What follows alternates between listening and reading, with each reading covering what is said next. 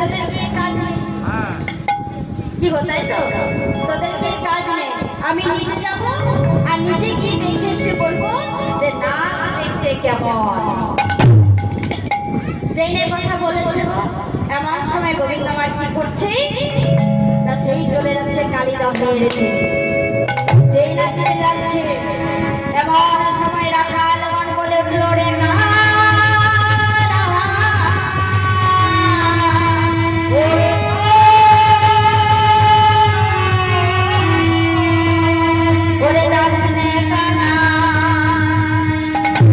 ওখানে গেলে তোর বিপদ হবে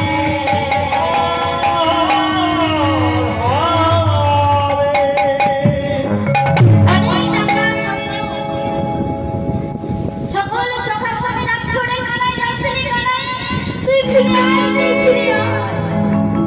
কানাই কোনো কথা শুনলো না ছুটতে ছুটতে চলে গেল অনেক টাকা সত্ত্বেও যখন কৃষ্ণ ফিরল না তখন তিনি নিরাপদে আছে তারাও ছুটে চলেছে যত গাম্ভীর ও তার মুখে তীক্ষ্ণ লয়ে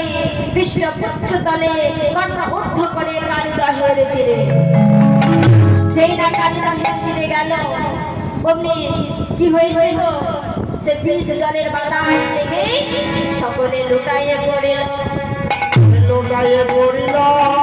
শ্রীকৃষ্ণ যেই দেখলেন বিষ জলে শেষ প্রতিক্রিয়া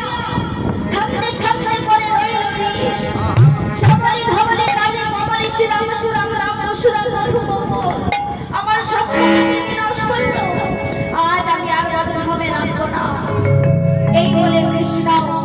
সকলে রাঙ্গাপদ্ম হস্ত বলিয়া নিয়ে কৃপা দৃষ্টি নিক্ষেপ করলেন চৈতন্যময় স্পর্শে সকলে চৈতন্য লাভ তখনই কৃষ্ণ ধরে ওই বৃক্ষটিকে পদাঘাত করলেন আরে মাধব বৃক্ষটি কি হলো না ঢলে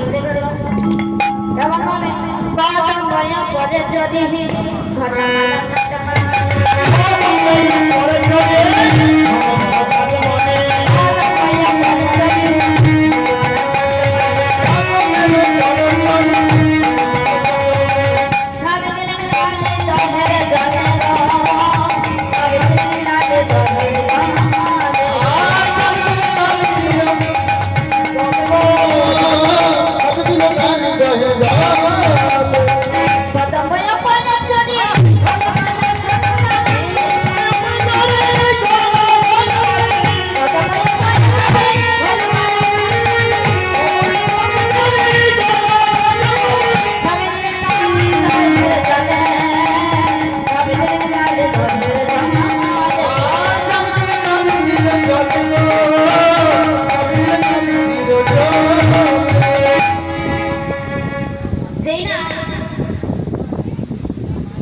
সকলের সখাগণ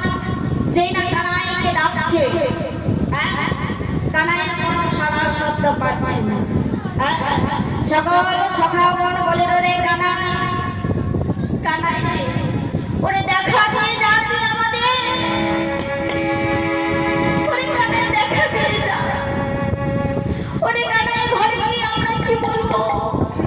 হয়তো তোর মা রানী এক হাতে নবনী থালা লই আমাদের পথ পাড়েছে ওরে কানাই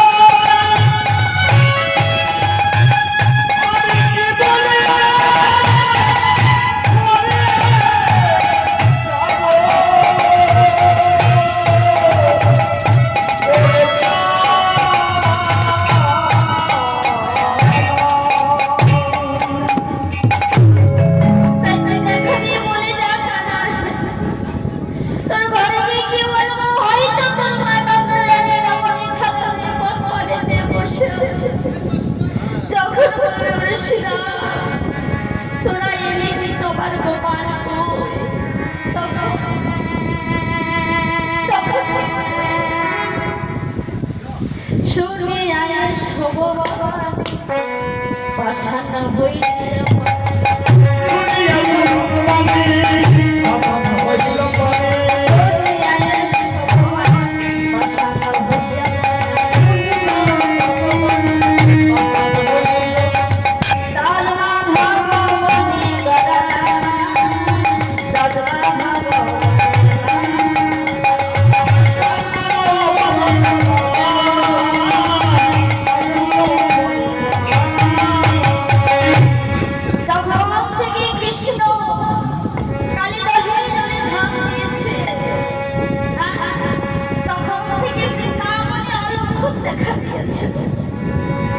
কেমন ভাবে তো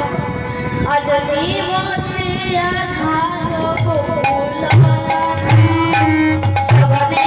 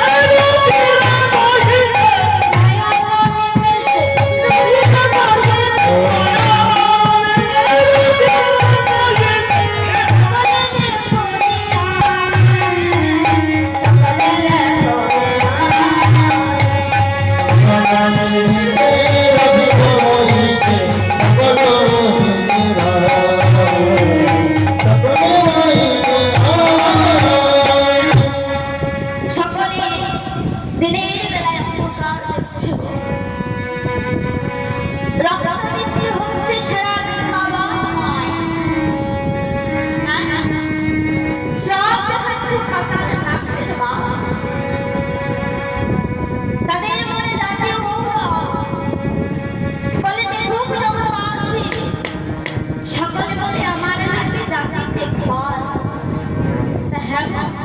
বলে আমাদের বংশে তো একজন কৃষ্ণচন্দ্র পেয়েছে, তাহলে মহিত কাঁপছে কেন? হে ভক্তগণ, সবাই আসতে পেরেছে কিন্তু অনন্ত না আসতে পারেনি। কেন না তার মাথায় হাত ধরা, তাদেরও ব্রজে আসার ইচ্ছা জেগেছিল। যেই কথা বলেছিল এমন সময় কি বলছিল, ব্রজে যাব আমি, ব্রজে যাব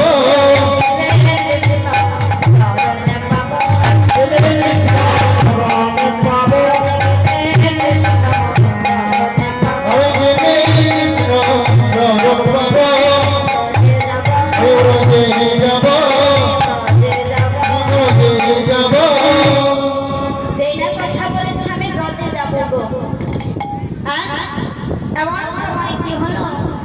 সকল সখাগণ কানাই কালী দহিনী জলে যে ঝাঁপ দিয়েছে গোবিন্দ মা, তখন সখারা সারা শব্দ পাচ্ছে না, কোনো সারা শব্দ পাচ্ছে না। তখন তারা ভয় পেয়েছে, ভয়ে তারা কি বলছে যে আমরা সেই ব্রজে যাব। কোথায় না মা নন্দরানীর লইনে। যেই নাই কথা ভেবে ভেবে মা নন্দরানীর কাছে এসেছে, সকলে সখাগণ বলে উঠল, মা মা গো আমাদের রক্ষা করো, এই বিপদ থেকে আমাদের রক্ষা করো।